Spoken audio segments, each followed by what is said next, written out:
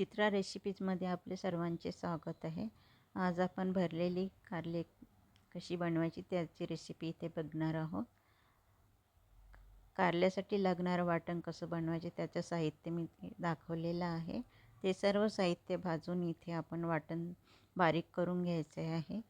वाटण तयार झालेलं आहे। त्यात 3 चमचे लाल तिखट टाकलेलं आहे, 1 चमचा हळद टाकलेला आहे, आलं लसूणची पेस्ट पण टाकलेली आहे, 3 चमचे धणेपूड टाकलेला आहे, 1 चमचा गरम मसाला टाकलेला आहे, 1 छोटा चम्मच आमसूल पावडर टाकलेला आहे, चवीपुरते मीठ टाकलेलं आहे आणि थोडा गूळ टाकलेला। गूळ बारीक करून त्यामध्ये सर्व वाटण मिक्स करून घ्यायचे आहे। ते वाटण बनवून तयार झालेलं आहे।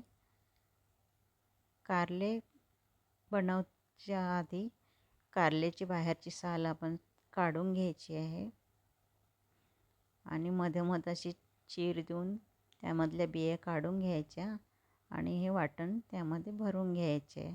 चमच्याने पण आपण वाटण भरू शकतो, पण मी इथे हातानेच भरलेलं छान भरता येतं। हाताने कारल्यामध्ये वाटण छान भरता येतं। अशा प्रकारे कारल्यामध्ये मी वाटण भरलेलं आहे। बाकीचे पण कारले आपण अशाच प्रकारे वाटण भरून घ्यायचे आहे।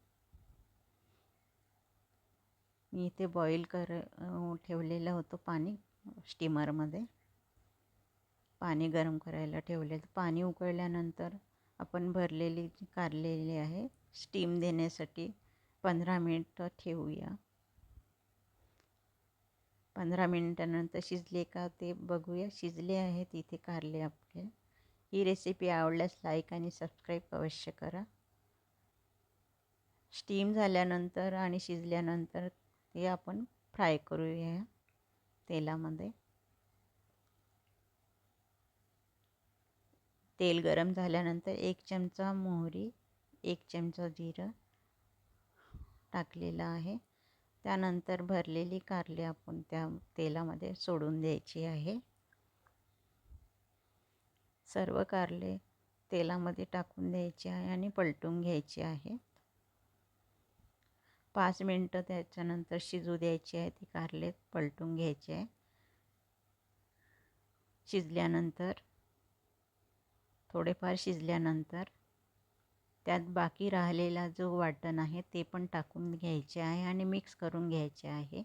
थोडा वेळ ठेवल्यानंतर आपली रेसिपी इथे तयार झालेली आहे, भरलेली कारले।